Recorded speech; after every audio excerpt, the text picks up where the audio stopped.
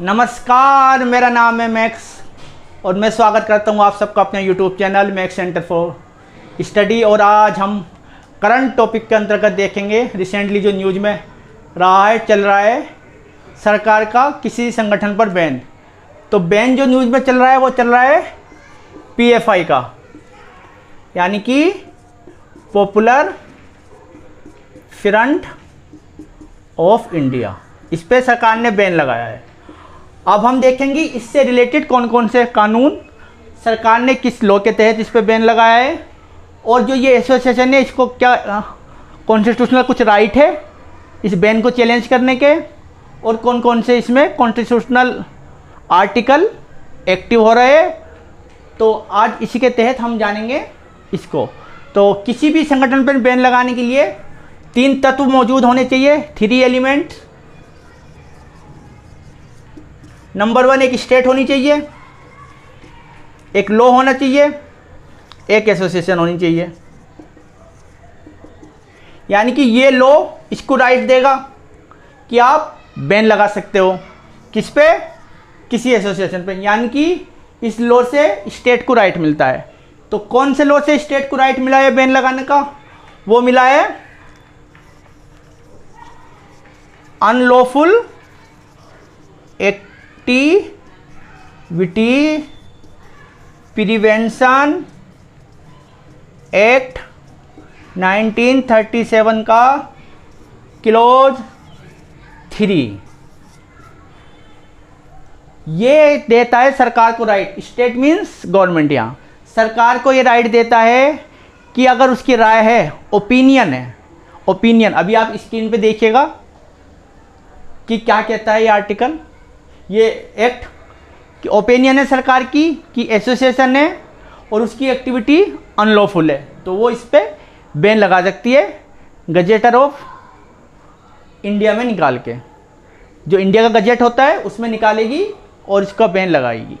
तो अब सरकार ने इस लॉ का इस्तेमाल कर लिया 1967 का। इसको शॉर्ट फॉर्म में बोलते हैं UAPA, सिटीजनशिप एक्ट के तहत इसका इस्तेमाल बहुत हुआ है और अभी भी कुछ लोग इसके तहत जेल में बंद है।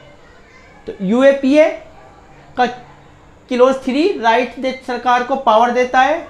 ये लॉ है, इस लॉ के तहत स्टेट को पावर मिलती है इस पे बैन लगाने की।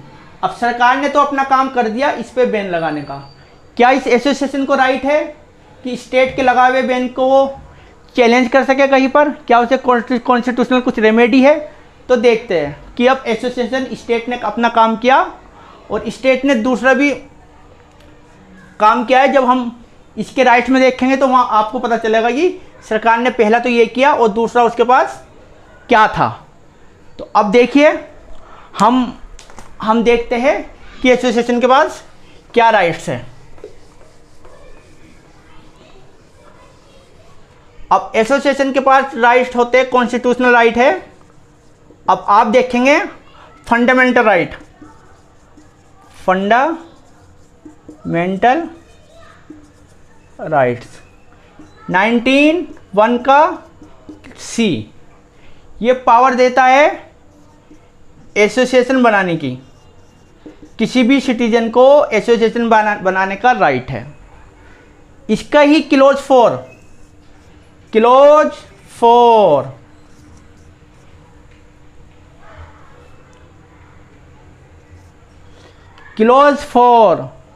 ये सरकार को राइट देता है कि वो किसी भी एसोसिएशन पे रीजनेबल रेस्ट्रिक्शंस लगा सकती है अगर वो भारत की इंटीग्रिटी या पीस या ETC इंटरनल डिस्टर्बेंस, किसी भी चीज़ को अगर एसोसिएशन डिस्टर्ब कर रही है तो वो रीजनेबल रेस्ट्रिक्शन के तहत बैन लगा सकती है। अब ये रीजनेबल रेस्ट्रिक्शन है या सरकार का नहीं है, सरकार ने जो बैन लगाया वो तार्किक है या नहीं है, इसको चैलेंज कर सकता है कोई भी संगठन। यानी कि PFI इसको चैलेंज कर सकती है अपने फंडामेंटल राइट 19(1) के तहत कि हमें राइट है बनाने का और हम पे जो रेस्ट्रिक्शन लगा है वो सही नहीं है, तार्किक नहीं है। तो ये इस फंडामेंटल राइट का जब भी वायलेशन होता है तो रिट पिटीशन डाली जा सकती है। रिट पेटिशन, 5 टाइप की रिट पेटिशन होती है। उसमें देखेंगे जब फंडामेंटल राइट देखेंगे तो रिट पेटिशन डाल सकते हैं ये आर्टिकल 32 के तहत सुप्रीम कोर्ट में और 226 के तहत हाई कोर्ट में। ये एम्बिट बड़ा है इसका, ये फंडामेंटल राइट के साथ दूसरे एसोसिएटेड राइट को भी सुनते हैं अगर वायलेट हो रहा है तो। ये केवल प्योरली एफआर को सुनेंगे, यानी फंडामेंटल राइट को सुनेंगे। तो अब किसी भी संगठन को अगर ये लगता है कि उस पर जो यूएपीए लगा है वो फंडामेंटल राइट, क्योंकि फंडामेंटल राइट किसी भी एक्ट से ऊपर है, सरकार कोई भी एक्ट बना सकती है, ऐसा कोई एक्ट नहीं बना सकती जो आपके फंडामेंटल राइट को वायलेट करे। यानी कि इससे पहले जितने केस आए, जैसे Keshavananda case, Golaknath case, Minerva mill, ये सब फंडामेंटल राइट से संबंधित केसेज है। और इसमें बेसिक स्ट्रक्चर को डिफाइन किया है सुप्रीम कोर्ट ने कि मूल तत्व, हमारे संविधान के मूल तत्व, बेसिक स्ट्रक्चर को कोई भी एक्ट, कोई भी लॉ डिस्टर्ब नहीं कर सकता। अगर हमें लगता है कि बेसिक स्ट्रक्चर पे आँच आ रही है तो हम किसी भी कानून को, एक्ट को पार्लियामेंट के द्वारा पास किया नल एंड वाइड कर सकते हैं। तो ये राइट बेसिक स्ट्रक्चर, तो फंडामेंटल राइट भी बेसिक स्ट्रक्चर में आता है।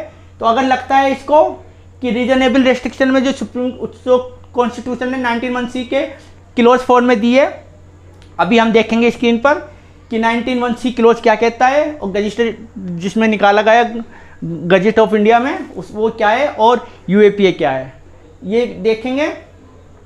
तो इसमें अगर लगता है पीएफआई को तो वो जा सकती है सुप्रीम कोर्ट या हाई कोर्ट, आर्टिकल 32 के तहत और आर्टिकल 226 के तहत। तो ये तो थे एसोसिएशन के बाद अपनी रेमेडी, और कोर्ट बाद में तय करेगा कि रेस्ट्रिक्शन ये बैन सही है या नहीं है। सरकार ने तो अपना जो उसके बाद रीजनेबल रेस्ट्रिक्शन क्लोज 4 और यूएपीए एक्ट था उसके तहत बैन 5 साल के लिए लगा दिया है।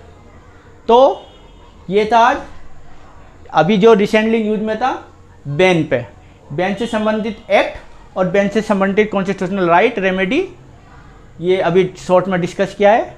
और मुझे लगा कि आपको समझ में आया होगा, और अगर पसंद आए तो वीडियो को लाइक, शेयर और सब्सक्राइब कीजिएगा। धन्यवाद।